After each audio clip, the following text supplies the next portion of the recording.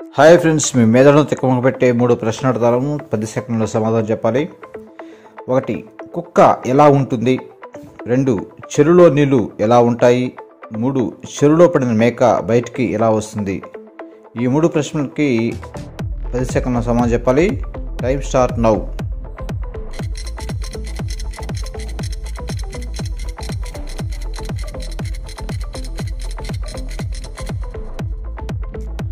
Okay, జవాబు చెప్తాను, మీ సమాధానం చెక్ చేసుకోండి. కుక్క ఎలా ఉంటుంది?